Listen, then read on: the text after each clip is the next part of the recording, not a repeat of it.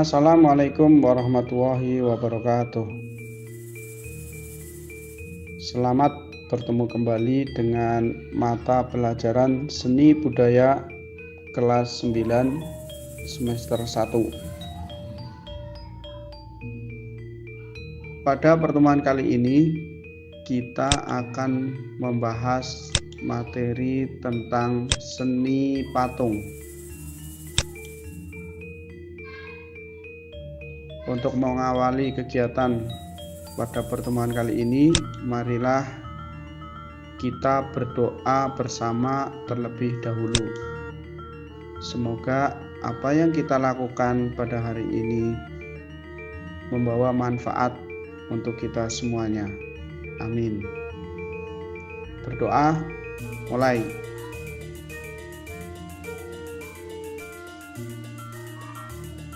Selesai. Sebelum kita membahas tentang seni patung secara lengkap, terlebih dahulu saya akan menyampaikan tujuan pembelajaran yang ingin dicapai pada pertemuan kali ini. Setelah mempelajari materi tentang seni patung, diharapkan siswa dapat 1. Menjelaskan pengertian seni patung. 2. Menyebutkan jenis patung berdasarkan fungsinya. 3. Menyebutkan jenis patung berdasarkan bentuknya. 4. Menyebutkan jenis patung berdasarkan letaknya.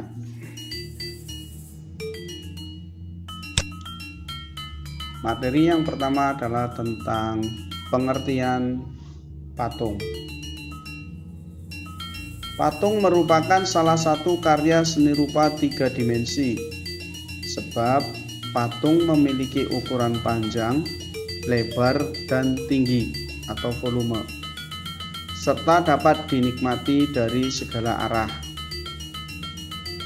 Patung diartikan juga sebagai plastic art atau seni plastik, karena patung identik dengan sebuah cipta karya manusia yang meniru bentuk dan memiliki nilai keindahan atau estetik.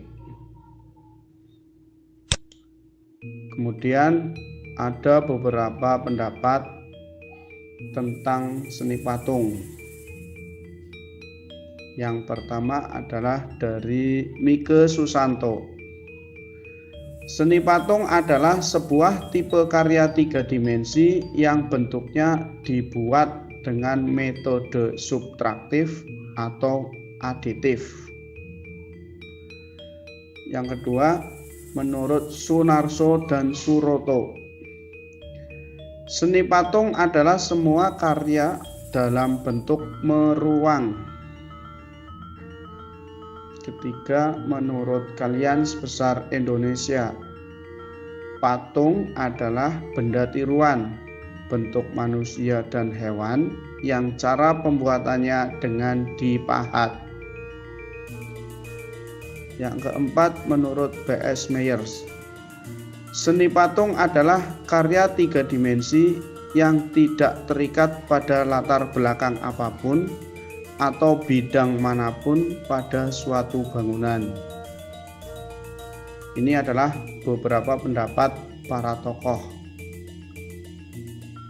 Dari beberapa pendapat tersebut, kalau boleh saya simpulkan, patung adalah karya seni rupa yang berbentuk 3 dimensi.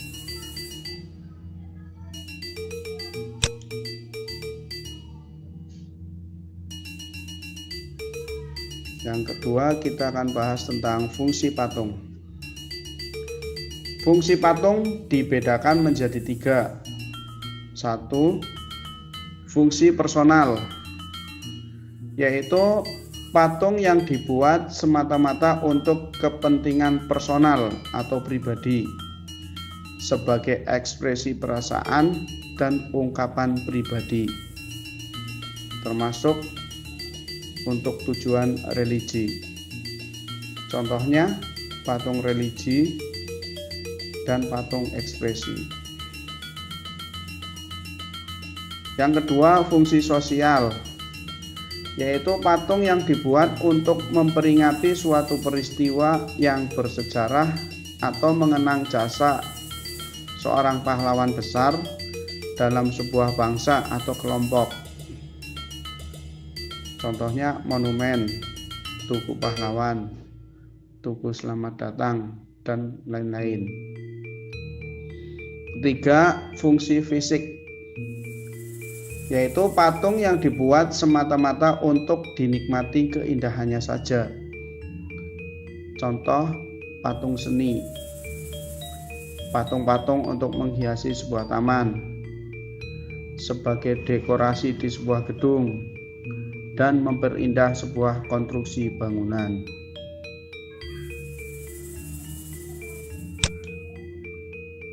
Secara lengkap mungkin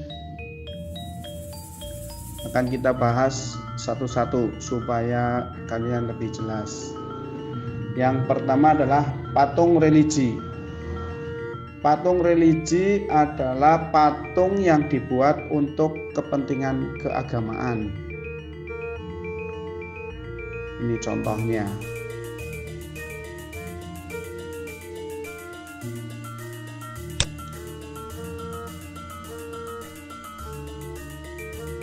Kedua, patung monumen.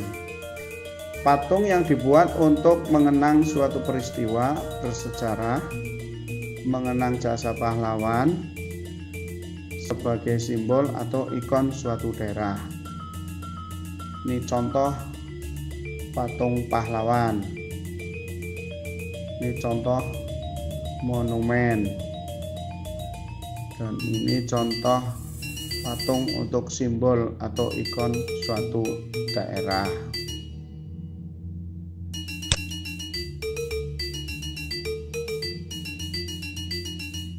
Tiga, patung dekoratif, yaitu patung yang dibuat untuk menghias bangunan atau memperindah lingkungan.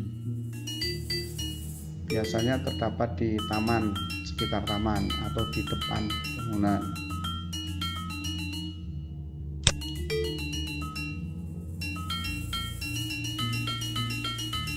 Keempat, patung arsitek, yaitu patung yang dibuat menyatu dengan konstruksi bangunan.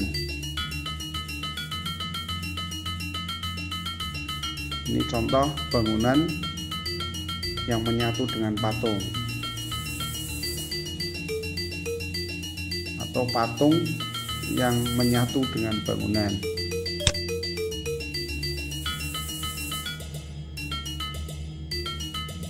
Patung seni, yaitu karya seni murni yang dibuat hanya untuk kepentingan estetika, yang hanya dinikmati keindahan bentuknya saja.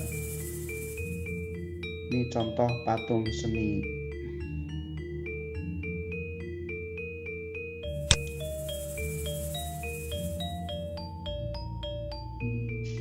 Dan yang keenam adalah patung kerajinan, yaitu patung hasil para pengrajin yang dibuat untuk konsumerisme atau dijual belikan.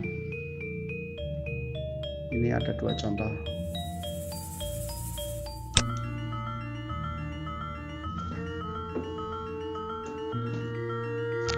Sekarang kita akan membahas tentang bentuk patung. Bentuk patung dibedakan menjadi tiga. Satu, patung figuratif, yaitu patung yang dibuat dengan meniru bentuk secara alamiah. Bentuk karya ini dibuat secara utuh sesuai dengan keasliannya. Misalnya manusia, hewan, atau tumbuhan. Yang kedua, patung deformatif, yaitu patung yang dibuat dengan meniru bentuk-bentuk yang ada di alam, tetapi sudah dikreasikan sesuai dengan imajinasi pembuatnya. Dan yang ketiga, patung non-figuratif, yaitu patung yang bentuknya sudah meninggalkan bentuk-bentuk alam. Perwujudannya bersifat abstrak. Patung jenis ini menampilkan bentuk yang tidak menyerupai bentuk-bentuk yang ada di alam. Untuk lebih jelasnya, lihat contoh bentuk patung berikut. Ini adalah contoh patung figuratif, yaitu patung manusia.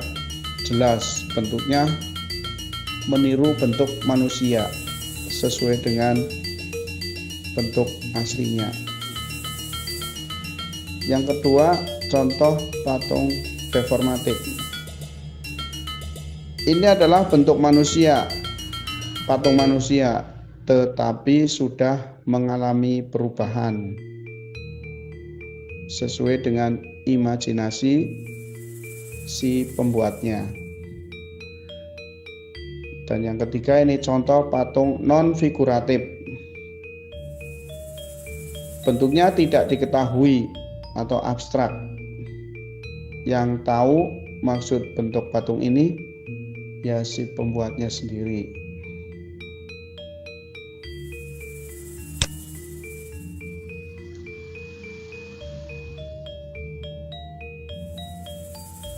Berikut adalah jenis patung berdasarkan letaknya. Yang pertama, Sonderbos, yaitu bentuk patung yang berdiri sendiri. Artinya kanan kirinya lepas dan tidak menempel pada satu sisi.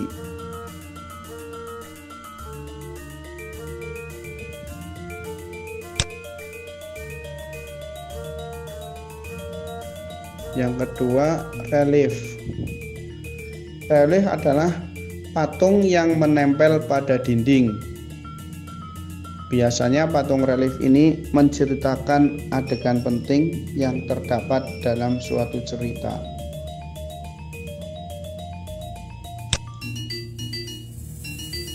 Nah, demikian kita sudah membahas tentang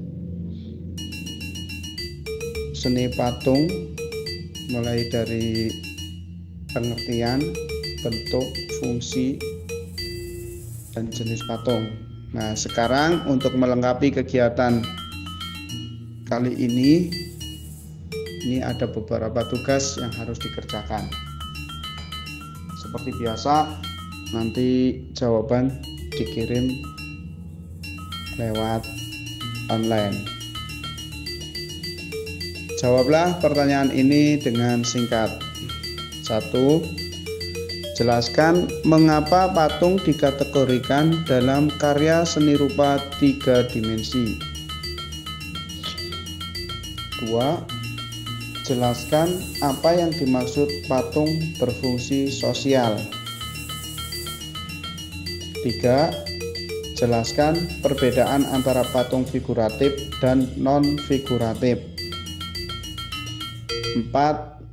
Jelaskan apa yang dimaksud patung deformatif. 5. Jelaskan perbedaan antara patung Sonderbos dengan relief.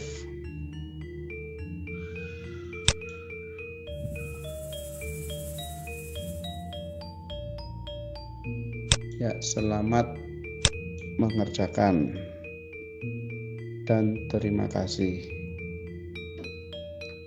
Ya, saya akhiri pertemuan pada kali ini dan kita tutup dengan doa bersama. Assalamualaikum warahmatullahi wabarakatuh.